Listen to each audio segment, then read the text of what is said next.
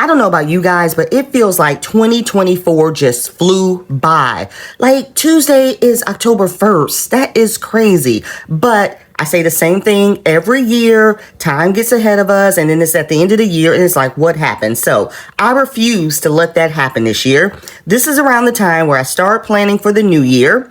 And one of the things I like to start planning for is how I'm going to do my savings challenges for the new year to help me reach my goals. So if that sounds like something you're interested in, go ahead and grab your savings challenges. Drop in the comment section below. Let me know if you've already got a plan for how you're going to handle your savings challenges for the new year, or if you're just starting to work on it. And what I'm going to do is I'm going to go through what I've done so far this past year and what I plan on doing for the next year. And while you're here, go ahead and hit that subscribe button. I greatly appreciate it. And let's go ahead and get into the 2025 Savings Challenge Agenda. Yeah, that's a good title. Right now.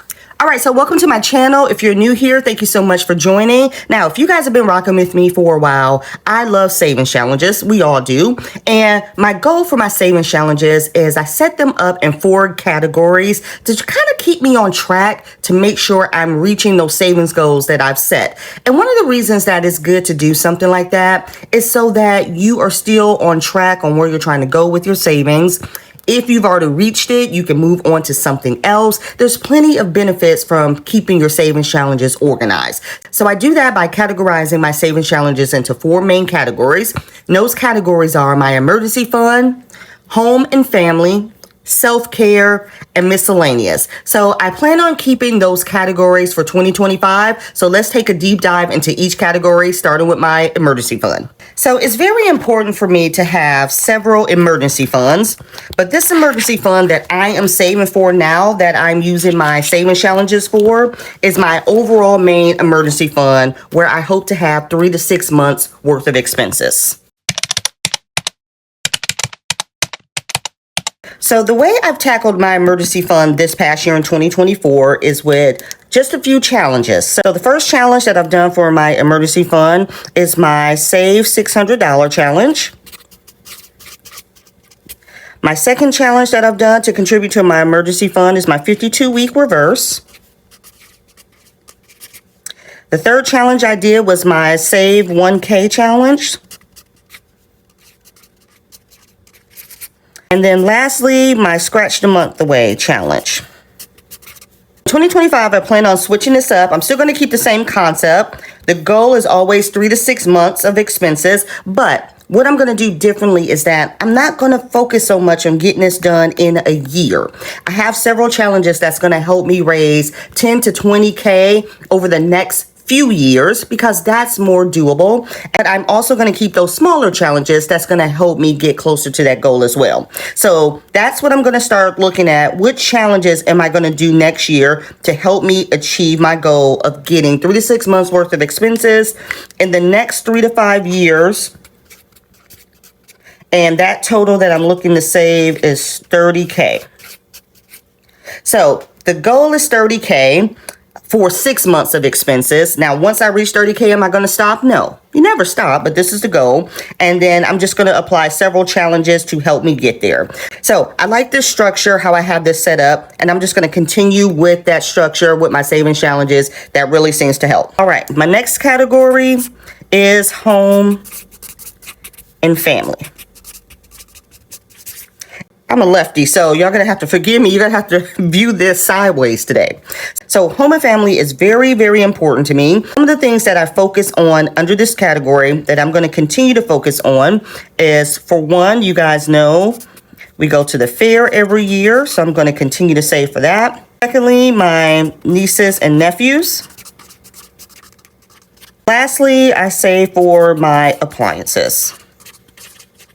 So this has really helped me out in 2024, but I think for 2025, I'm going to add one more category here, and I'm trying to decide what that category is going to be. What I've been thinking about lately is, over 2024, I realized that my family had a lot of events that took place that I couldn't attend because I found out about them last minute, or, I didn't have time to properly plan.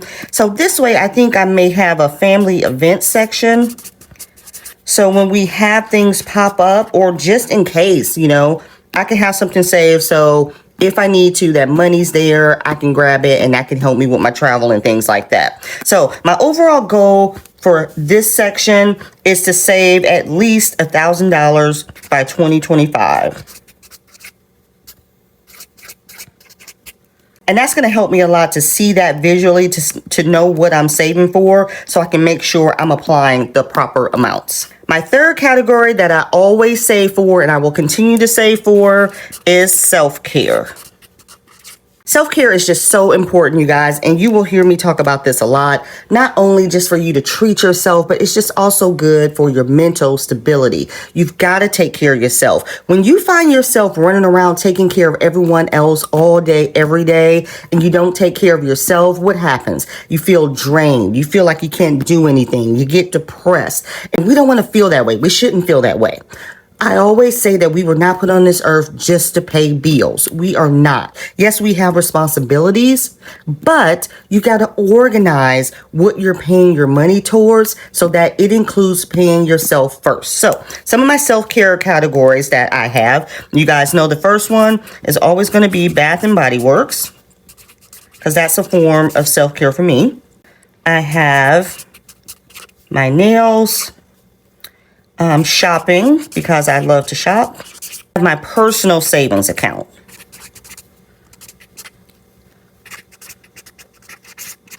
So for the next year, I am going to continue with these. If I add I probably won't add another category, but I will look at the different savings challenges that I apply towards this. So right now I have my mini savings challenge binder that I use for my nails, my shopping, my personal savings. I'm probably just going to keep that going. Of course, I'm going to do my Bath and Body Works challenge, and you guys be on the lookout. I'm going to create a new Bath and Body Works challenge. If you guys are interested in the word puzzle that I'm doing now, please send me an email. My email is in the description box and I'll forward you a copy, but be on the lookout for a new challenge for 2025. It should be fun. So my overall goal for saving in this category, I'm going to aim for $750, and that is only because, let me put save right here. And that is only because my personal savings, I'm on a mission to save $500. That is only for me. And the reason for that is we should have a personal savings. We have an emergency fund. We have different emergency funds for cars and homes and all of that. But do you have personal savings for yourself to do whatever you want to do? So that's my goal for that. And then, yes, I want to shop. We got to shop. I got to shop.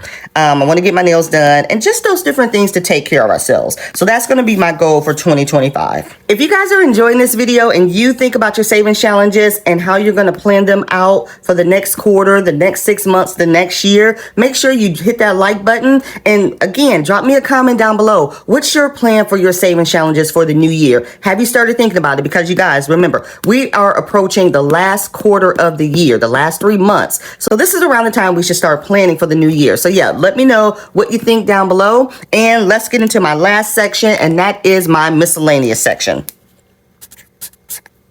Shout out to all my lefties that have to write like this. This is a struggle. Let me tell you something. We are a special group of people. We are. Okay. And my last section of my categories for my savings challenges is my miscellaneous section. Miscellaneous category, it is for those savings challenges that I did not plan for the year. I have a couple that I do, but I also want to leave room for new challenges that may come out, or new things that I want to save for that was not a part of this budget. Or, you know, people drop savings challenges all the time, and I want to support because they're just so nice, and I just want to be supportive of other people as well. So that falls in my miscellaneous category. I'll give you an example. So last year for my daughter's birthday, she really wanted to see hairspray for her birthday.